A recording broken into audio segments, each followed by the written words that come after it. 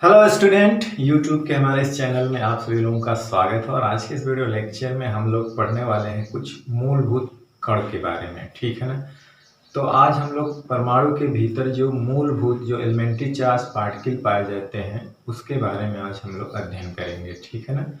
तो मूलभूत कण कौन कौन होते हैं? 3 होते हैं, जिनको हम लोग प्रोटॉन, न्यूट्रॉन, इलेक्ट्रॉन के नाम से जाने जाते हैं, जो परमाणु के भीतर पाए जाते हैं, ठीक है ना।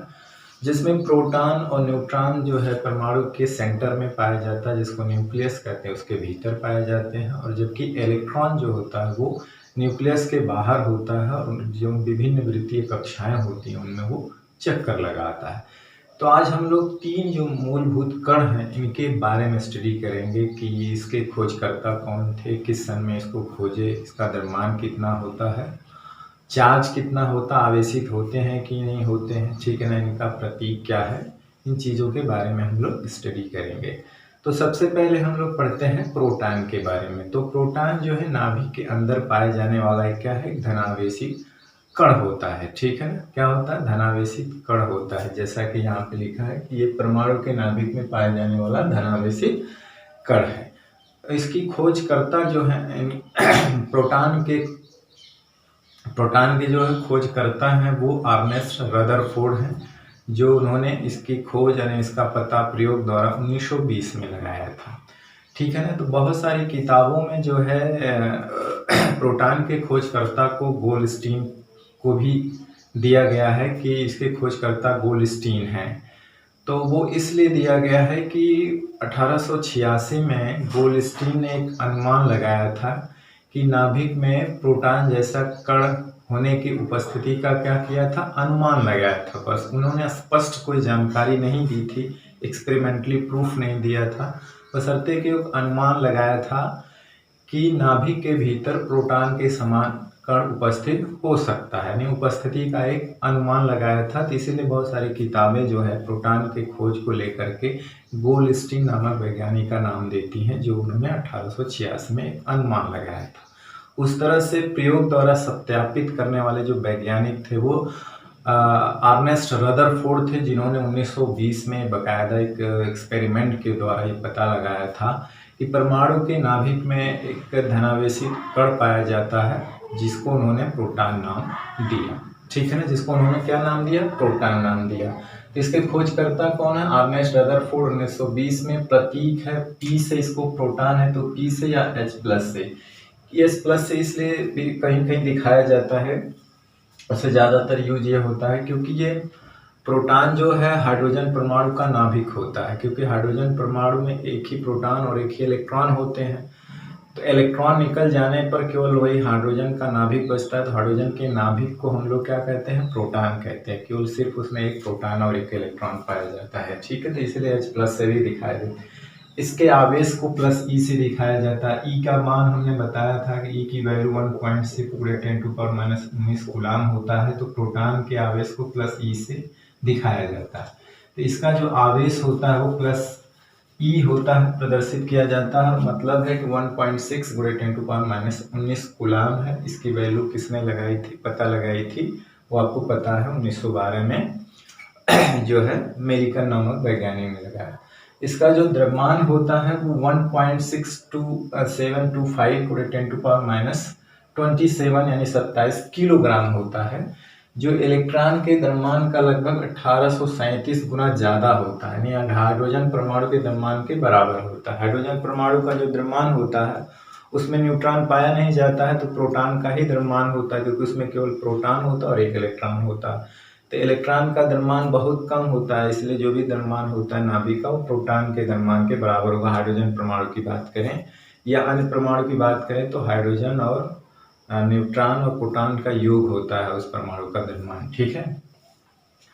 तो इलेक्ट्रॉन के द्रव्यमान का 1837 गुना होता है, मतलब हाइड्रोजन परमाणु के द्रव्यमान के लगभग बराबर होता है, ठीक है ना। तो ये है प्रोटॉन के बारे में कुछ जानकारी। खोजकर्ता कौन थे, कब किया, प्रतीक क्या है, आवेश कितना होता है, इनका द्रव्यमान क्या होता है और कहाँ पाया जाता है। दूसरे मूलभूत कण के बारे में हम बात करते हैं, पार्टिकल के बारे में, तो वो न्यूट्रॉन होता है। ये भी परमाणु के नाभिक में ही पाया जाता है, ठीक है ना। कहाँ पाया जाता है? नाभिक में पाया जाता है। इसके भी खोजकर्ता कौन है? चैडविक। कब खोजा था उन्होंने? 1932 में, ठीक है ना। 1932 में इन्होंने इसकी खोज की थी और इसका प्रतीक जो है वो स्मॉल n से दिखाया जाता है न्यूट्रॉन को, और आवेश मतलब इस पे 0 आवेश होता है, मतलब ये उदासीन आवेश रहित होता है। तो आवेश क्या होता है, शून्य होता है एक तरह से। और इसका द्रव्यमान जो होता है 1.6748, यहाँ पे क्या है 25, यहाँ 48 गुणे 10⁻⁻27 किलोग्राम होता है। ये लगभग प्रोटॉन के द्रव्यमान के बराबर, थोड़ा सा ज्यादा होता है, यानी प्रोटॉन के द्रव्यमान के लगभग बराबर होता है, थोड़ी सी ज्यादा होता है। ठीक है ना। ये आवेश रहित कण होता है जो कि नाभिक में पाया जाता है। ठीक है। अब हम लोग तीसरे मूलभूत कण के बारे में बात करते हैं। तीसरा मूलभूत कण कौन है, इलेक्ट्रॉन है। तो तीसरा जो हमारा है वो है इलेक्ट्रॉन।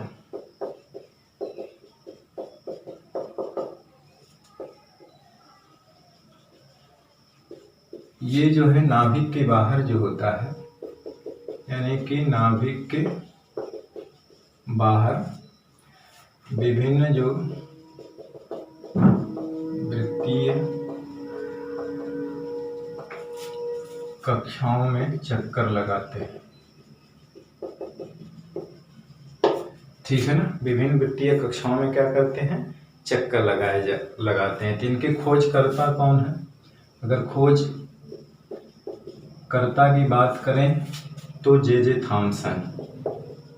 जे थॉमसन कब किया था, 1897 में इसकी खोज किया था जे थॉमसन। ठीक है ना। तो ये खोजकर्ता की बात हो गई। अगर इनके हम प्रतीक की बात करें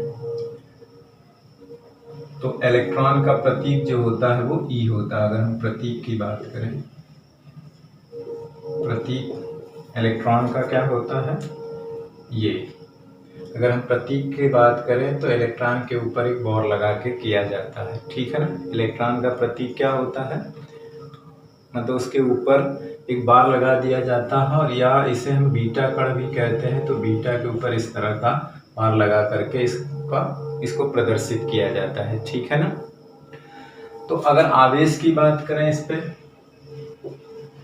तो आवेश जो होता है वो -e की वैल्यू जानते हैं क्या होता है, तो वो होता है -1.6 गुणे 10⁻⁻19 कूलाम, यानी कि प्रोटॉन के आवेश के बराबर होता है, लेकिन विपरीत प्रकृति का होता है। ठीक है ना।